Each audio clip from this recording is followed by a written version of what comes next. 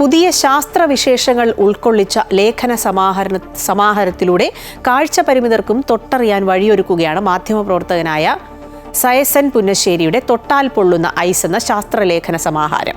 Braille ലിപിയിലേക്ക് മാറിയ പുസ്തകത്തിന്റെ പ്രകാശനം പാലക്കാട് കരിമ്പുഴയിലെ ഹെലൻ കെല്ലർ മാതൃകാ അന്ധവിദ്യാലയത്തിൽ നടന്ന ചടങ്ങിൽ വി.കെ. ശ്രീകണ്ഠൻ എം.പി. നിർവഹിച്ചു. ശാസ്ത്രദിനത്തിൽ ജനിച്ചതിനാലാണ് ലേഖകന് സയൻസൻ എന്ന പേര് ലഭിച്ചത്.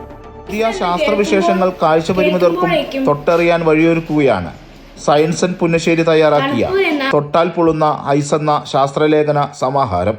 ബ്രെയിൽ ലിപിയിലേക്ക് മാറ്റപ്പെടുമ്പോൾ കാഴ്ചപരിമിതർക്കും വേറിട്ട അനുഭവമാകും. കാഴ്ചപരിമിതർക്ക് ഐസിന്റെ ചൂട് സാന്നിധ്യം എപ്പോഴും കണ്ടറിയാനാവില്ലെന്ന തിരിച്ചറിവാണ് ആശയത്തിന് പിന്നിലെന്നും ലേഖകൻ പറയുന്നു. കാഴ്ച കൊണ്ട് മാത്രം അനുഭവിക്കാൻ കഴിയാത്ത ചിലതുണ്ട് എന്ന് നമ്മെ പഠിപ്പിച്ചത് ശാസ്ത്രമാണ്.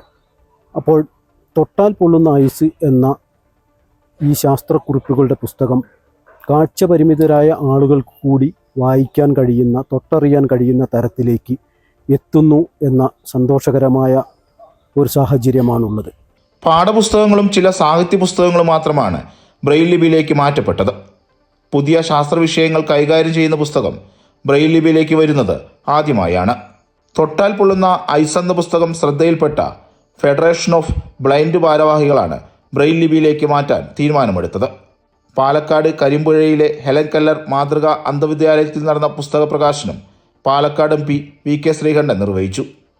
അന്താരാഷ്ട്ര ശാസ്ത്രദിനത്തിൽ ജനിച്ചതിലൂടെ സയൻസൻ എന്ന പേര് ലഭിച്ച ലേഖകൻ ദേശാഭിമാനി വയനാട് ബ്യൂറോയിലെ സീനിയർ സബ് എഡിറ്ററാണ്. അമൃത ന്യൂസ്, വയനാട്.